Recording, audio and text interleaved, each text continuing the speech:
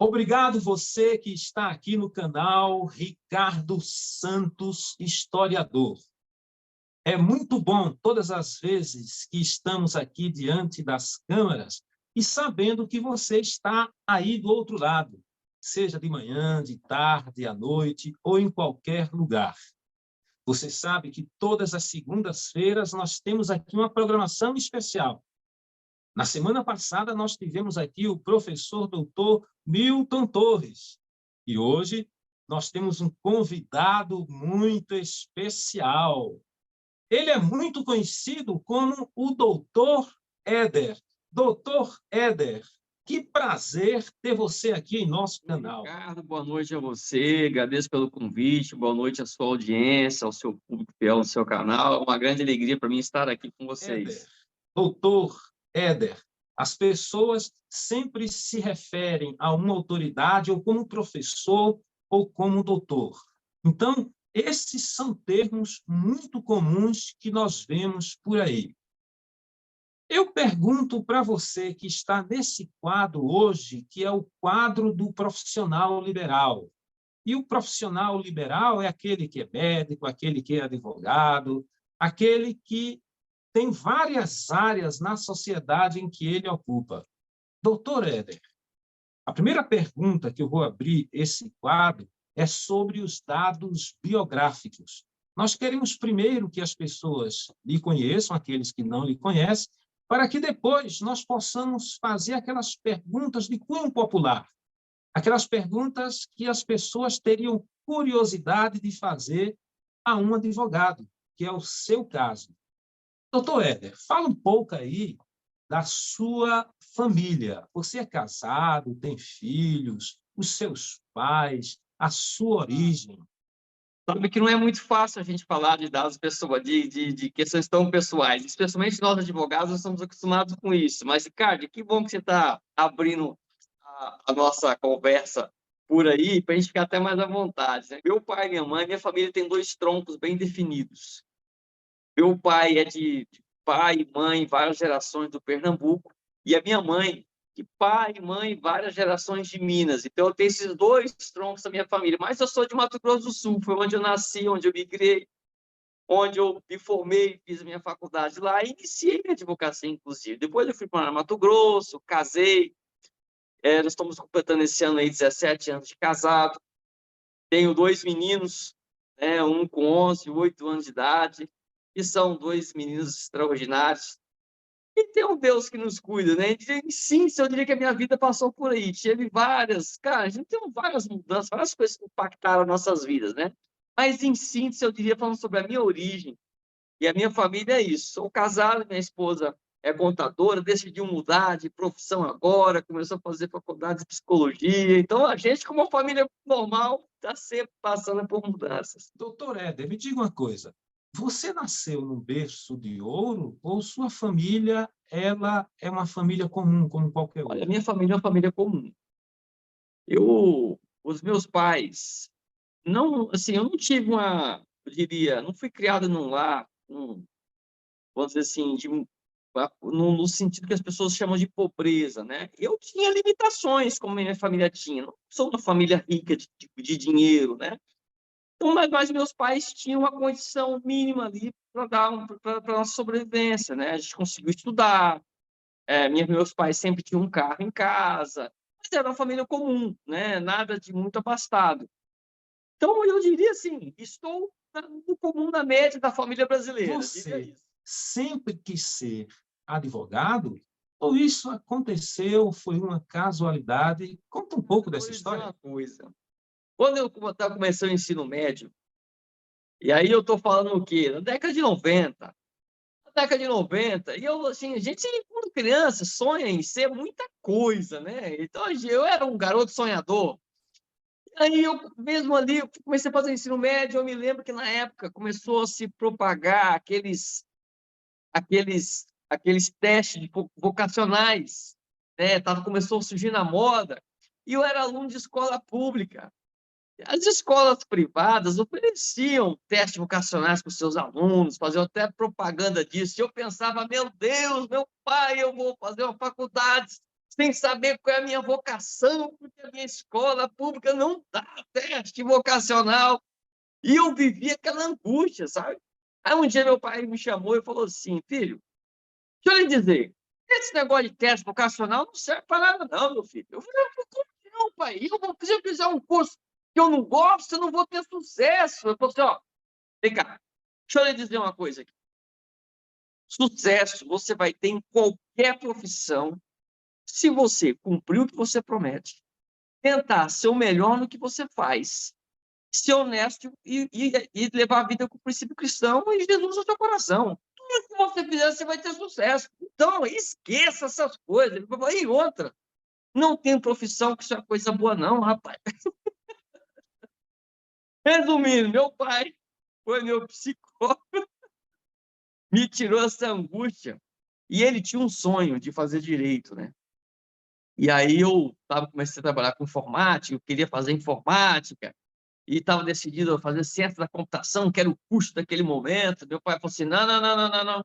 Rapaz, essas coisas são passageiras aí. Então, vamos fazer. E ele foi lá e decidiu que curso que ia fazer, em resumo. Não fui eu que decidi. As pessoas, se tiverem tendo a mesma sensação que eu estou tendo, foi muito emocionante essa sua descrição aí. Olha, eu tive a sensação de que você estava falando a própria verdade. Eu tive a sensação de que você está muito à vontade nessa entrevista. E as pessoas gostam. Como foi que começou a história de amor com a mulher que hoje é sua esposa? Mas vamos lá, vou tentar sintetizar aqui. Não foi uma história muito comum, não. O que acontece? Eu já estava exercendo minha profissão de advogado, eu já estava em Mato Grosso, não era mais em Mato Grosso do Sul, eu morava em Cáceres. E eu estava com 25 para 26 anos ali, entre 25 e 26 anos, eu estava com uma carreira promissora na advocacia, eu estava indo muito bem, né? Apesar de ser novo, jovem na carreira, eu tinha alguns clientes importantes, comecei a ganhar um dinheiro acima da média para a minha idade e tal, e aí já tinha um carro, viajava, então assim, eu estava indo bem, né? Mas eu tive um episódio cardíaco, eu tive um ataque cardíaco de um nome bem genérico. Isso me levou a ficar 26 dias no hospital, 6 deles na UTI. E lá dentro eu passei por uma crise com relação à minha relação com Deus. E eu saí de lá decidido a não só consertar minha relação com Deus, me tornar mais firme na igreja, nas atividades, como também eu decidi que eu precisava me casar. E eu conversei com o Senhor a esse respeito. Eu saí do hospital e falei: Senhor, eu preciso arrumar uma moça para eu casar agora. E eu solteiro e não tinha ninguém assim em perspectiva para isso. E aí, pouco tempo depois, entra uma moça na minha igreja, que eu frequentava, e ela aí, a prima dela me apresentou, passou um tempo, ela falou assim: olha, eu queria que você conhecesse a minha prima, ela tá noiva, mas está terminando o noivado. E eu falei: bom, quando ela terminar o noivado dela, a gente conversa. E aí eu fui saber depois que ela era minha vizinha, a gente morava em frente, já há mais de 2 anos, eu nunca tinha visto. E aí eu conheci a minha esposa nessa circunstância. E ela se apresentou, a gente começou a conversar. Ela terminou o noivado dela lá, e eu será? E aí ela tinha um namoro meio complicado, e o ex-noivo dela ameaçou suicídio, então ameaçava que ia matá-la, tal. E eu naquela coisa, mas será que essa menina o senhor está enviando para mim? Em resumo, eu decidi fazer uma oração, sabe? Aí eu falei: Senhor, entro nessa confusão, eu espero um pouco mais, uma outra, e eu comecei a gostar dela, de fato, né? E aí um dia chegou um casal na minha igreja e falou assim: Éder, não, eles não me conheciam, né? Ele falou assim: olha, podemos falar com você? Eu falei assim: olha, meu nome é fulano de tal, essa aqui é minha esposa, tem uma moça na cidade que a gente estudou a Bíblia com ela estava vindo para a igreja, aliás, ela não era adventista, sabe, Ricardo? E eles me disseram assim: e ela precisa muito arrumar um rapaz adventista que possa fazê-la feliz, que ela está decidindo ir para a igreja. E nós estamos orando por ela já tem bastante tempo. E sempre que a gente ora por ela, é o seu nome que vem à mente, a sua imagem. Então, nós viemos aqui para dizer que você é o nome ideal para essa moça nas nossas orações. Deus tem mostrado isso para a gente. E a partir daí, pai, ou seja, de quando a gente se conheceu até a gente se casar, foram 7 meses. Eu não recomendo a ninguém esse prazo tão curto, mas neste caso, como eu tenho uma direção divina, foi uma história de amor de sucesso. Olha, sinceramente, a sua história de amor é inusitada. Ela é cômica, é engraçada, é séria, é perigosa. Estava no hospital, agora precisava casar, e a forma como Deus guiou você. E o sinal veio de outras pessoas. Porque, olha, maravilhosa essa sua descrição, doutor Cara, eu Éder. nasci em 1978. Se não me engano, era o ano de Copa do Mundo. Então, eu tenho aí 45 anos para ajudar para quem não passa, não precisar fazer conta. E muito bem vividos, viu, Ricardo? Muito bem vividos. Eu sempre procurei, assim, às vezes a gente começa a falar, e eu sempre eu gosto de colocar humor nas minhas conversas, onde eu vou, e pode parecer a impressão assim, o Éder é um cara feliz. Assim, ser feliz é muito fácil, é muito simples na perspectiva de quem tem em Jesus a sua referência, o seu tudo. Né? Isso não quer dizer uma vida sem problema, uma vida sem desafios, uma vida sem restrições, nada disso. Mas eu diria que, assim, esses 45 anos eu aproveitei muito bem cada fase que eu tive. Né? Tenho Que procurado boa extrair notícia. boas lições das dificuldades e nunca esqueço os momentos bons, para sempre relembrá-los e ter um motivo para agradecer a Deus. E aí, a vida, e é isso aí. Por isso que eu curto muito a vida. E eu tenho uma grande esperança, viu? Eu falo muito com Deus isso, Ricardo. Eu queria muito que Cristo voltasse nos meus dias, nos nossos dias. Porque eu não queria passar pela morte, cara. Você gosta tanto da vida que não Eu pensa não nem em queria passar passar pela pela... morte. Já parou para pensar que aquelas pessoas que salvas, que estiverem vivas por ocasião da volta de Cristo, elas terão uma única data de nascimento, o seu nascimento terá sido por toda a eternidade de maneira ininterrupta. É um grande privilégio, rapaz. Eu sei que vão ter muita dificuldade, mas se Cristo estiver com a gente, não tenho medo delas. Doutor Éder, você demonstra ser um cara muito espiritual, porque a escolha da sua esposa foi a partir de um momento espiritual, de uma revelação. O momento que você estava lá no hospital, você tomou decisões assim, com fé em Deus. Agora você fala dessa paixão pela vida, fala da volta de Jesus. A pergunta que eu faço: qual é a sua religião, Sou doutor Éder? adventista do sétimo dia. Uma Eu outra nasci pergunta. num lar já. Meus pais já eram adventistas do sétimo dia, mas eu não sou porque nasci num lar assim. Eu sou por convicção, por conhecer a Cristo e a sua palavra. Me diga uma coisa. Você, como cristão, vamos agora questionar um pouco isso aí. Você não é um pastor, logo, você não precisa responder como pastor. Eu quero a sua opinião. As pessoas que serão salvas só serão as pessoas da igreja adventista? Todo adventista do sétimo dia tem a convicção que não é o nome da denominação que salvará, mas é evidente aquele que guarda os mandamentos de Jesus, segue o seu testemunho, conforme diz a palavra do Senhor. Então, eu acho que está aí. Toda a descrição dos salvos está na própria Bíblia, que é antes mesmo da igreja adventista do sétimo dia vir a existir como ela é hoje. Então, eu não teria como dizer que era adventista, evidente que não, mas todos aqueles que guardam os seus mandamentos, têm a fé em Jesus Cristo, crerem, for batizado, viver de acordo com os ditames ali, e tendo a Deus como o reino de Deus como primeiro lugar em sua vida, ele estará salvo, independente da época em que ele viveu e que igreja ele está. Olha aí, gente. Você está ouvindo aí o doutor Éder, e ele deu a opinião dele aí como alguém que é cristão. Você está gostando dessa entrevista? Deixa aí o seu comentário. Aqui você não pode falar do nosso convidado, mas das suas opiniões você pode elogiar, criticar, questionar. você é livre, porque aqui nós queremos interagir com você. Doutor Éder, agora vamos nos aproximar um pouquinho da sua área, porque você é um advogado. A pergunta é a seguinte, doutor Éder: falta segurança nas escolas públicas ou a maldade do homem não tem limite?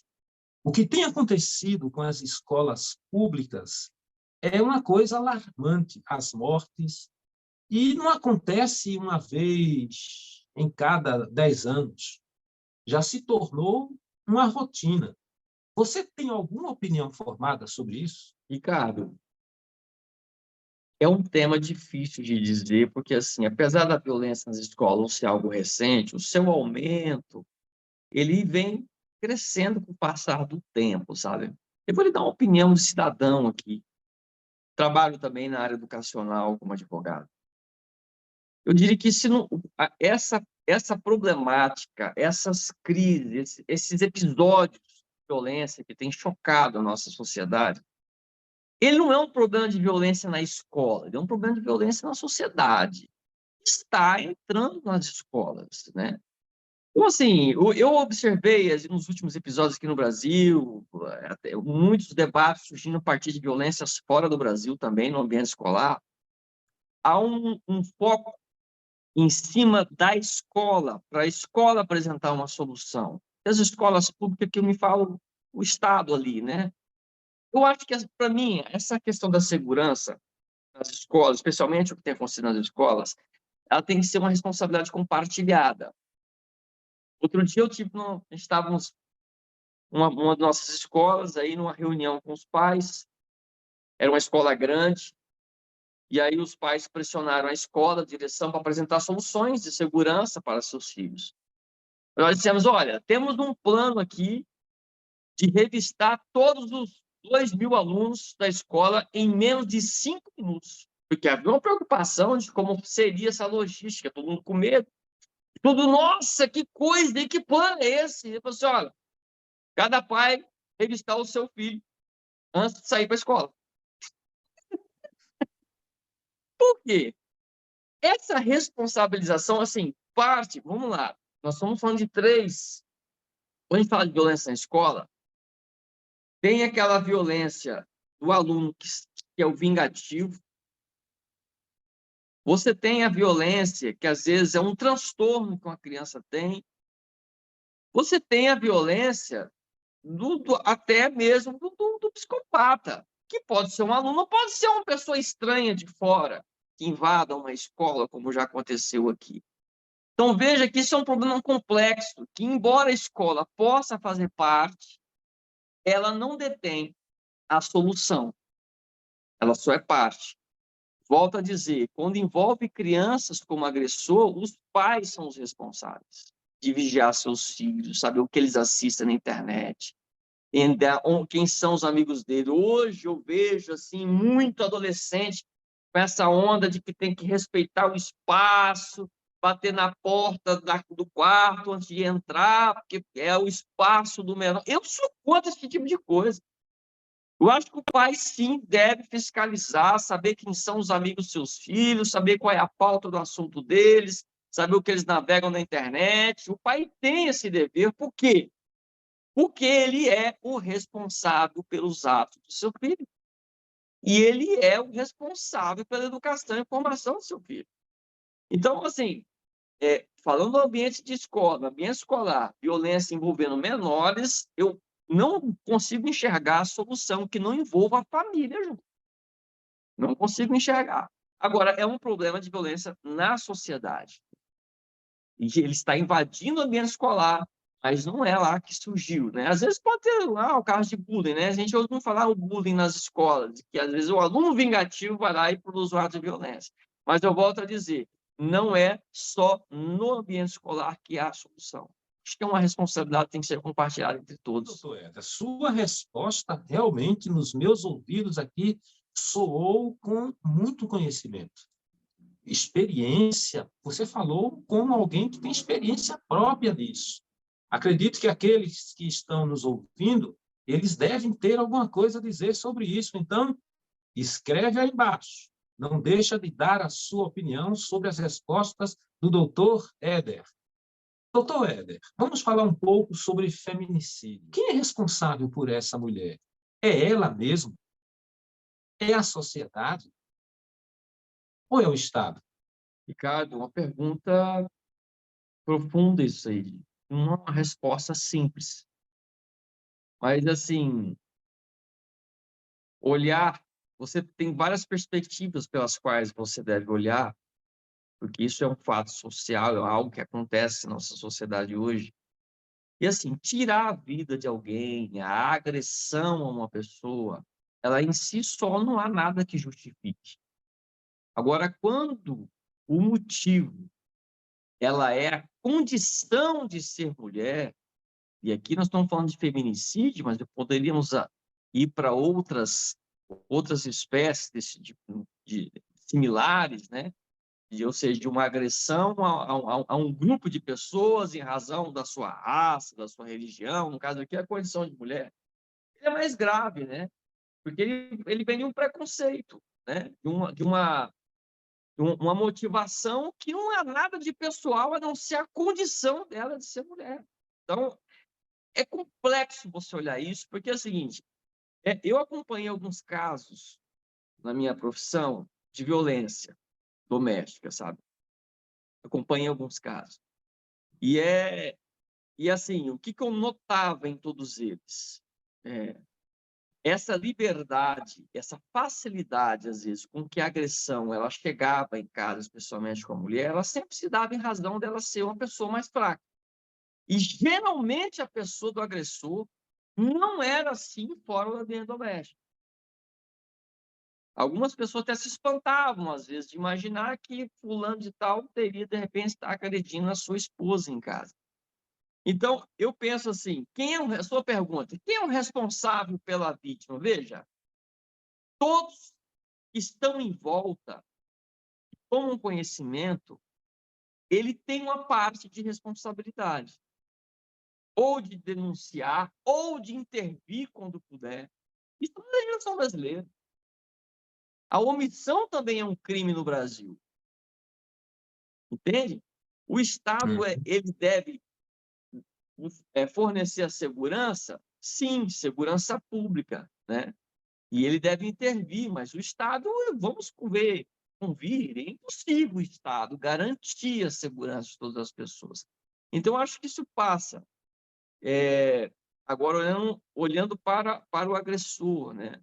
A história, as causas que o levou a chegar lá, é bebida, é algum trauma. Volto a dizer, nada disso justifica, mas isso pode explicar esse perfil violento pelos males que tem na sociedade hoje, entendeu? Não que isso justifique a conduta de ninguém, mas no mundo de pecado em que a gente vive, as pessoas com seus transtornos tornam-se potenciais agressores. Agora, sim, vale para solteiras que estão te ouvindo, que estão nos ouvindo aqui, né?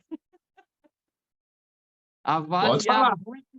Avaliar muito bem o candidato ao companheiro de sua vida, porque em vários desses casos sempre apresenta um sinalzinho, sabe? Em Eu quero casa, saber quais são esses sinais, doutor Éder.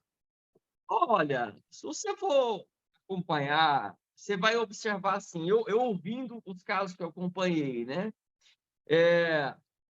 Havia, desde a época solteira, a forma como ele tratava a mãe em casa, a forma como ele tratava, às vezes, as mulheres na escola, sabe?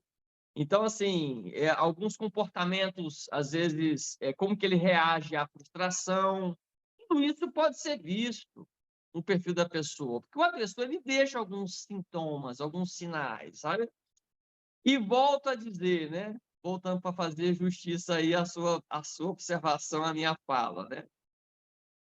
A pessoa tem Deus hoje para compartilhar e pedir instrução sobre um companheiro de vida. E Deus, o que ele quer é uma oportunidade para poder direcionar, né? Então, eu diria que tem que buscar Deus também, sabe? Agora, Caio, está nessa situação, não deve permanecer para postar até onde ela vai. A pessoa precisa dar um basta, sabe? E quem for procurado, quem observar, deve procurar ajuda, deve socorrer, seja com denúncia, seja apoiando a decisão da pessoa se afastar desse ambiente de risco e violência, né? Porque exigir que a pessoa suporte isso ou justificar, não existe forma para isso, né? É sempre muito grave. Muito bem, doutor Éder. Sua resposta ela foi amplificada aí, citando exemplos. Doutor Éder, qual é a sua especialização, doutor Éder? Ricardo, eu sou formado em Direito, me especializei na área de Direito Público, né? Foi onde eu atuei boa parte da minha advocacia, na área pública. Eu assessorei municípios, trabalhei para partidos políticos, né, um bom tempo, lá no Mato Grosso. E depois eu ingressei para o Corpo de Advogados da Igreja Adventista, onde eu atuo até hoje, desde o ano de 2014. Né? Dentro da estrutura da Igreja Adventista, eu atuei no ramo da comunicação, ali para a Rede Novo Tempo, de rádio e TVs, e hoje eu trabalho para a Igreja Adventista no estado de São Paulo, né? Para as áreas de educação, área religiosa, assistência social e também hospitalar. Né? E eu aqui lidero um departamento aí, um escritório aí de 32 advogados, que é um grupo de advogados que assessora a igreja aqui no estado de São Paulo. Então, e hoje eu digo que eu estou com um tema especializado no terceiro setor, né? Que é o nome do setor da economia no qual estão as igrejas, as ONGs, as associações civis, sem fim lucrativo. E é nisso que eu tenho me especializado nos últimos anos, com muita alegria, inclusive. Muito bem, doutor Éder. É bom a gente saber dessa sua especialização, dessa sua ocupação aí dentro do sistema da Igreja Adventista. Uma pergunta agora que eu vou fazer para você, eu gostaria que você comentasse, e à medida dos seus comentários, nós vamos fazendo outras perguntas em cima dos seus comentários. Eu queria que você me falasse da educação brasileira. Como é que você vê a educação brasileira hoje? Ai, Ricardo, como é que eu... Vamos lá. Bom, você espera originalidade, né? Como uma opinião pessoal aqui, mas vamos lá. Hoje eu atuo na educação, né? Não na educação pública, na educação privada. Eu advogo para a rede de escolas aqui em São Paulo. A escola adventista. Veja, eu sou um novato nessa área, considerar o tempo que eu tenho de atuação.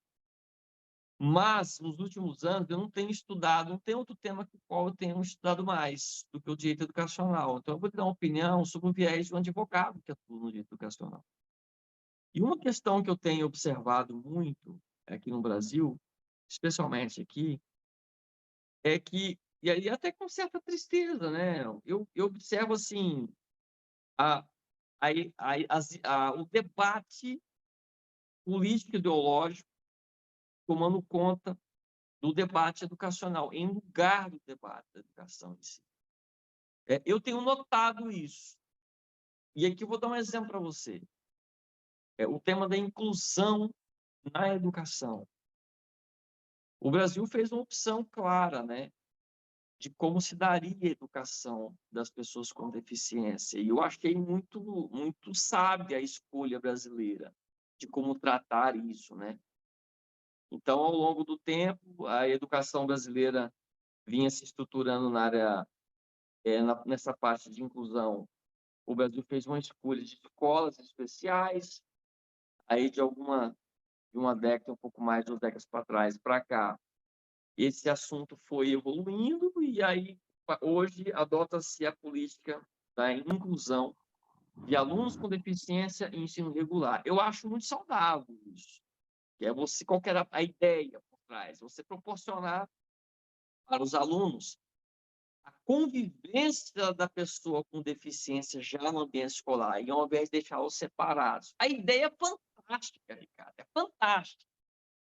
Só que aí onde eu acho que encontrou o problema da ideologia? Eu tenho que decidir aqui o que vai ser prioritário. Então, eu quero realizar a inclusão e proporcionar a inclusão, a convivência, para que as crianças sem deficiência aprendam a conviver com as crianças com deficiência desde cedo. Isso é ótimo, isso é válido. Mas não quando isso implicar em prejuízo para a criança. Aí eu não concordo. Agora chamou minha atenção, doutor Éder, porque... Eu não concordo. Eu dou um exemplo para vocês. Eu vou dar um exemplo de uma criança em que, na sua deficiência, e nós temos isso, vários desses casos, tá? Ela tem uma dificuldade com ruído. Ela se transtorna. É uma deficiência que ela tem. Alguns níveis de autismo, por exemplo, acontece isso. E hoje, a legislação brasileira diz que a educação, a inclusão se dará no ensino regular, e não em educação especial, preferencialmente. A legislação diz isso. Então, o pai vai lá para matricular, e aí a escola vai avaliar e vai perceber o quê? Vai matricular no ensino fundamental, pega uma 5ª série da vida aí, uma sala lotada, com crianças de um perfil terrível, e quem é professor e está nos assistindo sabe que tem turmas de turmas. Você acha que essa criança vai conseguir desenvolver numa turma de alunos barulhentos? Não vai, cara. Não vai. Então, assim, aí qual é o dilema? Aí nós temos que decidir qual é o valor aqui. Eu vou privilegiar a inclusão, a convivência com a diferença, em detrimento do crescimento e desenvolvimento desse aluno? Ou eu vou caminhá-lo para a educação numa outra escola ou numa outra turma, para que ele tenha condição de desenvolver? Eu tenho que entender, decidir primeiro o que é prioritário na educação. É o desenvolvimento das competências, como diz a nossa legislação, e o crescimento e a capacitação dele, ou é a sua inclusão na sociedade? Percebe a pergunta? Eu tenho a minha opinião. Qual é? A opinião que o legislador brasileiro adotou. A inclusão na educação, ela tem como prioridade a formação do aluno. E aí eu incluo diferentes para, junto com o desenvolvimento, eles também aprendam a conviver. Mas quando não é possível aprender em razão da deficiência, ele tem que ir para a educação especial. Porque este é o principal elemento, é o mais importante quando a gente fala de educação. E aqui em São Paulo, a discussão é muito ideologizada nesse aspecto. Um dia eu sentei com uma diretora de ensino aí, alguém da diretoria de ensino, da Secretaria de Educação, ela me falou, e perguntei a ela, olha, eu tinha um caso de uma aluna que tinha paralisia cerebral. Ela estava matriculada no 6º ano do ensino fundamental e não sabia contar até 5. E eu falei para ela, a senhora acha que o melhor lugar para ela é ali? Ela falou assim, como é que eu vou, como é que uma educação vai conseguir fazer essa criança desenvolver? Ela falou assim, olha, tem que adaptar o currículo. Eu falei, como? Ela falou, se ele tiver condição de contar até 3, até 5, então esse vai ser o currículo dela. Se ela tiver condição de reconhecer dinheiro, esse vai ser o currículo dela. E você vai dar um diploma de conclusão de ensino fundamental dizendo que ela aprendeu isso. Veja, isso é contra a nossa legislação, porque a nossa legislação diz que ele tem que desenvolver as competências lá, em matemática, geografia, história. Então, veja, eu não consigo enxergar que a inclusão deva se dar dessa forma. Se algum pai estiver assistindo a gente nesse momento, que seria muito útil de refletir nesse aspecto. Você que é pai, por exemplo, de um aluno com deficiência, eu iria escolher o melhor para o meu filho desenvolver. Porque a inclusão social ele se dará automaticamente, será muito mais fácil quando ele estiver já em condição de desenvolvimento. Então, bom, a discussão vai longa, Ricardo. Não quero tomar muito seu tempo, não, mas eu diria que essa é uma das problemas que enfrentamos. Eu estou aqui parado, ouvindo, porque eu estou bebendo cada uma dessas suas frases e dessas aberturas, dessas janelas que você abriu aí. Lamento por você não estar nessas comissões que deram origem a esse formato que nós temos hoje. Eu já fui professor universitário, hoje eu já estou perto da aposentadoria, hoje eu estou dando aula em escola pública. E eu dou aula em escola pública que agrega alunos especiais. Eu acredito que os nossos colegas professores que estão me ouvindo, que também são dessas escolas, E lá nós temos professores de alunos especiais que dão aulas em universidades, também estão lá. Eu acho que a sua fala, professor, vai ter um alcance muito grande para essas pessoas. Eu vou fazer um corte dessa entrevista e vou mostrar para algumas supervisoras, porque eu achei muito interessante. Agora eu me dirijo a você que está nos ouvindo aí. Você achou interessante essas reflexões que o Dr. Éder colocou aqui para a gente? E você que tem filhos que estão incluídos nessas limitações, você também gostaria de dar a sua opinião? Por favor, use esse espaço. Você só não pode falar aqui do nosso convidado, mas de tudo que ele falou, você pode enfatizar, você pode endossar e você pode também questionar e fazer as suas colocações.